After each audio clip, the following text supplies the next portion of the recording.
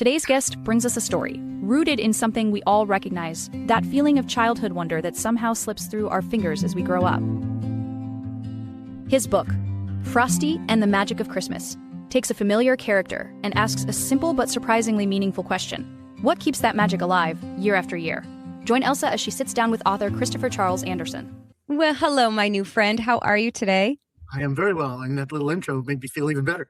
Oh, yay. Good, good. That makes my heart very happy, as does your book. So as soon as this came through, I was like, Frosty. And I'm so excited to talk about this because I love what you've done here. I need to know what inspired you to take a character like Frosty and build an entirely new story around him. Okay. First of all, my background is in screenplay writing. Okay. Unsold screenplays, stacked. No, I'm kidding. And I have a writing partner when I work on screenplays, for the most part. And so he says to me, why don't we write a Christmas story?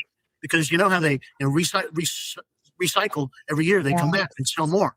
And so I started thinking about it. I came up with two, what I thought were really great ideas for stories. And he didn't particularly care about my Oh. So I was like, okay. But Frosty was one of the ideas that I had. And so I just decided, why not? I mean, it's still a good idea. So I pursued that. Started it last October, naively thinking that I could get it published for last Christmas. Mm-hmm. But anyway. Ambitiously, right? Thank you for telling me about the cover because, as I like to say, my publishers, I am paying for up the wazoo, but there's publishers, have done all the artwork, and it's a good thing because that's exactly why it did not get published last Christmas because they know more about this than I do. I hear you. So yes, I understand. It's really hard trusting your vision to somebody else's interpretation. And I have experienced that. So I know exactly where you're coming from and their idea is different. And it's very, very hard to let go and trust someone else's vision for your work. Right. But I am happy that we finally came to, and the cover, they only really gave me two options and I love both of them. Other friends of mine said, oh, this is the one. And so that's the one you see. Nice. Yeah, it's absolutely charming. And like I said, it brings you right back to your childhood. And I'm so sad for any child that never got to see those movies, in particular that one. So you ask a really fun question in the book, which is, how does Frosty come back year after year? Right. That's pretty much the whole basis. Yes. Even as a kid, when I would go see a movie, I was almost always asking myself, what happens tomorrow? What happens as this story continues, and the happy ending with the family and everything, or whatever the ending is, Right. I was always asking myself, so what happens? And so I decided to make it up and to make up that particular set of situations that has to occur for Frosty to come back. I love that. So, I mean, this not, I know this because I've spoken to people who are like, oh, children's books are so easy to write. You just write a few words that rhyme and make it cute. And you're like, oh, really? It's that easy? Do it. You can make a lot of nice artwork. Right? Yeah, exactly. Oh, my goodness. Now, let's talk a little bit about you personally. You've lived through some really incredible moments in American history. Do those experiences shape the way that you tell your stories today? Absolutely. Yes. Yeah. I kind of think in my alternate universe that maybe I should have been a journalist, but it's a little late for that now. I just keep going with what I have. I was just thinking about this earlier. One of the strongest and earliest memories is of President Kennedy's assassination. Oh, yeah. And I was like in the first grade and I was thinking, wow, I remember I was in class, and another teacher came and told my teacher and whispered in her ear, "The president's been shot." Yeah. So out of a child's realm of understanding. So your perception and memories of that are, of course, so different than an adult at that time, what their impressions and thoughts would be. It's so wild. My goodness. But yeah, I get how those experiences, I mean, any of your experiences growing up will shape how you view things and how you write about them, right? Race to the moon. Yeah. And a lot of things in there, I put in little snippets of things, of things that mean something to me. I love that. For example, and this was something that we went around corners, or went around in circles with the illustrator about, because I wanted the carrot to go in pointy end first. Kind of my little side tribute to Game of Thrones. Oh, funny. Can you guess? What's the first lesson in fencing? I don't know. Stick the other guy with the pointy end. That's really funny. And all the other snowman images you see on, wrapping paper, on advertising and stuff, the pointy end is out. But I wanted to stick them with the pointy end. Oh, that's funny. You made a great point too. Something about when you're the writer, like you have the control, like that's the super fun part, that you can sneak in these little references that mean something to you, and maybe, somebody else that's in on the joke, but nobody else knows. And I think that's really kind of fun, right? Yes. Now I know. We're not telling anybody else. Everybody, you should have blocked your ears for that last part. Spoiler alert! Spoiler alert! I know, right? Yeah, I'll put it across the bottom of the screen for everybody. Spoiler alert. But I think that does make people go in looking for what do they call them? Easter eggs. Looking for Easter eggs, little things that they know, right? That nobody else knows. I think that's so fun. Yeah. Something very special that you have been a part of, that you've done. You spent years teaching special needs students with special needs. Did that experience influence how you connect? Oh, yeah. Yeah, you knew my question before I could even ask it. Yeah. So that obviously impacted probably how you wrote your stories. Tell me a little bit about that. In behavior, how people, react with each other. Yeah. Fears that people have. But mostly what I found out through my experience is that it's a matter of processing. In many instances, the students that I had were more intelligent than people allowed them time to be, because they were still processing information and didn't come up with the answers right away, or various different ways of looking at that. But that was the primary thing. I love that. Yeah. And because I start out with the kids at 10 and 13 and grow up with them. It's probably somewhere just buried in my subconscious that I'm going to use those tools. Yeah, I love that. That's so beneficial to young readers and to the adults that are either reading the story with them or to them, whatever the case may be. That you just have these interpretations and ways of relaying the story that are more understandable and more relatable. Really, right? Yes. I don't know what other people do, other writers, but I call mine a stream of consciousness. I know that's a term that a lot of people use, but that's kind of it. I sit down, I think, how would I as this character, how would I as an actor be this character? And usually works for me. Yeah. So you mentioned that I think we talked about it before we got on camera here, that you're a screenwriter. So when you wrote this book, so this is how I see books when I read them. I see them as a movie in my head. Did you see this? Is that how you? Yeah. Yes. It was that first, but I never actually wrote a word of that. But because that's how I see the images. Like I said, I see the characters and I try to write down what they say. Not only, but the character Frosty is a trademark character, right? Owned by a big picture company. So by permission, Yes. And again, back to my publishers, they told me they've taken care of all of this. So. They better have, right? Yeah, because you bring up a good point. Don't anybody else who's wanting to write a story, you don't get to just do this. You don't get to just, take a, an existing literary or real, whatever the case is. Trademark. Trademark. Thank you. Yes. Without permission. So make sure you get permission, guys. So yes. So you went through the proper channels, or they went through the proper channels to do that. I did wonder about that. I'm like, what is the connection? That was going to be a question too. What's the connection and affiliation? I guess really is the word I'm looking for. And it's just simply, you did it the right way and you got permission. The agreement is they have right of first refusal. Okay. Yeah. So it's actually not unrealistic. It's not at all unrealistic that they would come back at some point and say, let's make a movie. Let's make a sequel, to Frosty. Has there been any sequels? I don't even know if there has, if they've done like, Frost. I think there was a Frosty Returns or something, right? I might be making that up. I did not watch the original. Okay. Writing. I wanted to clean slate. Yeah. But then, and then even looking on Amazon, I see several different Frosty titles. Oh, interesting. Okay. I know there was a Frosty and Rudolph. Oh, that's familiar. Yeah. Yeah. 2, 3, maybe 4 Frosty animated things of a half hour in length. And most of them very kids play. Yeah. I did not watch.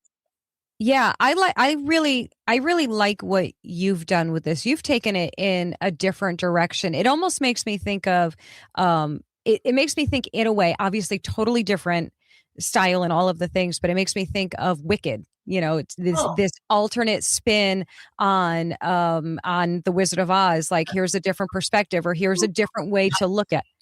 Some cases, yeah.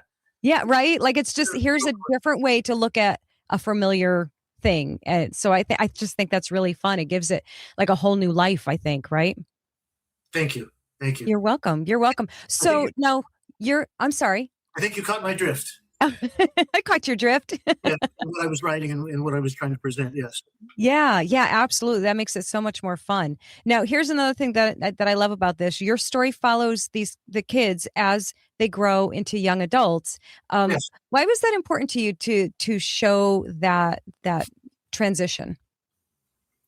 I don't know. Yeah. I just wanted it to be more of a story than a cartoon. And that was my place to, you asked me earlier about interjecting my life experiences. And so I wanted to kind of grow up with him. Yeah. From the first experience with Uncle Albert to now, why can't it happen again? Well, because we got transferred from Colorado to Texas. So for a few years, there's just no snow for Christmas. And then how they finally get back together, the kids, Ethan, Karen, and Toby. And also Ethan's first experience on a cell phone, Oh, wow. So that was definitely a part of the whole, skeleton that I was hanging, storyline on, was the development of technology as well as that, because that's what we're growing up with. And then toward the end, no more spoiler alert, but the evolution of the smartphone, Oh, right. And you said TikTok. So someone's filming everything that's going on. Yes, so true. That evolution along, several different lines was just something that I thought would work, would make the story more grounded in our experience of the last 25 years. Yeah, the more you're telling me this, the more I love what you have done with this. This was so brilliant. And this just came to you like out of nowhere? Or, I mean, had you been thinking about this for years? I know you said this was kind of like part of what you do. Like you think more, you think more. More. My style, you might have noticed I put the names before the line. So as you're reading it, you know who's speaking. And I very rarely tried to put in, declares with excitement or something like that. That's part of the screenwriting style of it, to not give the actor any more direction than they have to, so that they can use their own imagination. Right. And also scarcity.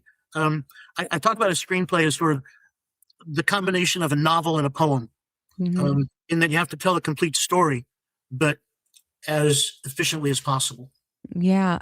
May I say that I think you would actually be a phenomenal journalist, because that, similarly, you are telling a story in much less words than you would a novel, or a book or anything longer length. So you already have that skill set. So just saying, not too late if you feel like doing that too. I'll send my resume to CNN.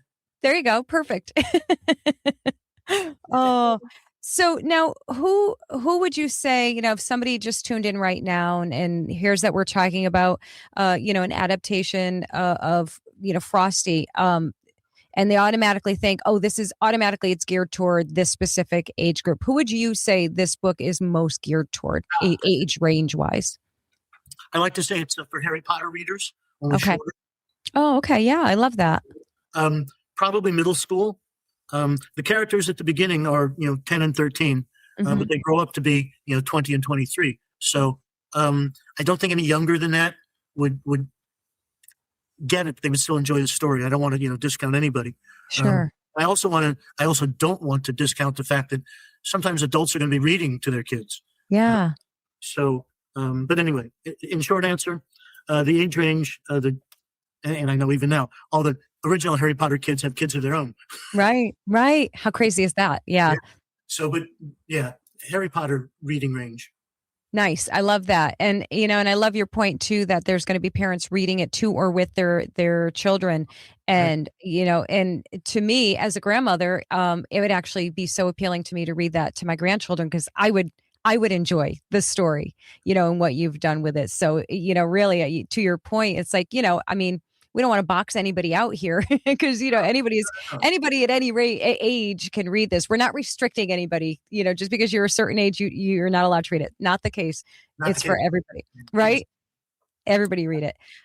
Talk to me a little bit about the writing process for this itself. Were there any parts that you found harder or more challenging than expected, or any part of the process that was more challenging?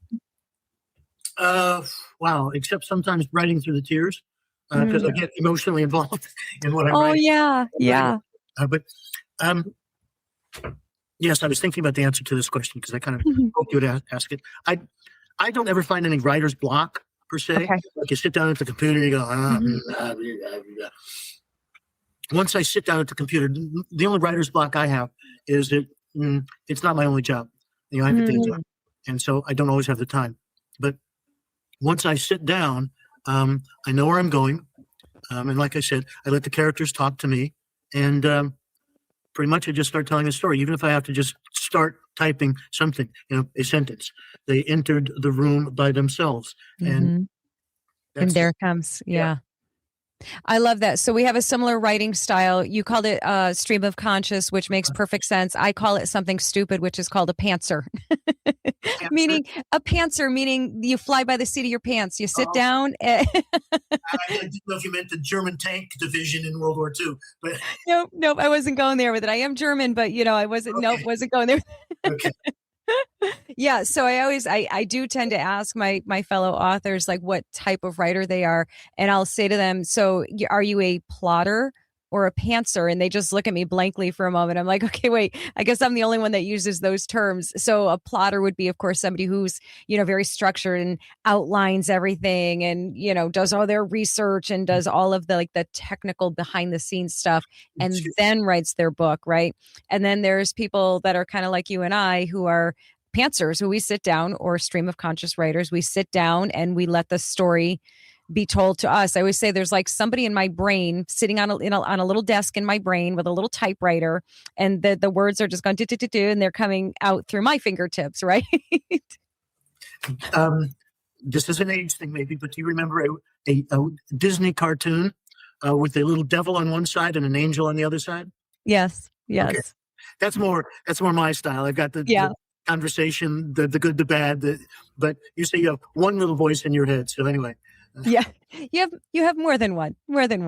Yeah. Listen, I wasn't going to confess to the many in my brain, but I always say, the indication of what goes on in my brain is displayed on the number of tabs that are open on my computer screen. And let's just say it's a lot. Yeah. Okay. Oh, so tell me, this can't be all that you have for writing, for words, for books in your head. Do you have more stories in your head ready to come out? There is a sequel swirling around for Frosty. I'm not done with him yet. And B, the answer to your question is, I have a slate of maybe 7 or 8 stories at the moment that are slated to be screenplays. However, I guess this would be C.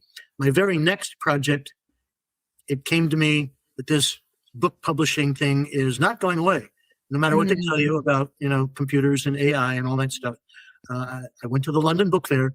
There's like 10,000 people like me, all trying to get their personal books, and anyway, there was a C in there. Oh, the next screenplay might well be a graphic novel. Oh, interesting. Okay. Yeah, very cool. Because it's a screenplay that's very film noir, very dark comedy, and I like to liken it to, if you remember, Sin City, Yeah. with Bruce Willis and Abba, what's her name, Jessica Alba. Mhm. That kind of dark storyline, but Yeah. and I'd have to really look at the actual physical novel of Sin City to see. But yeah, anyway, that's my next idea.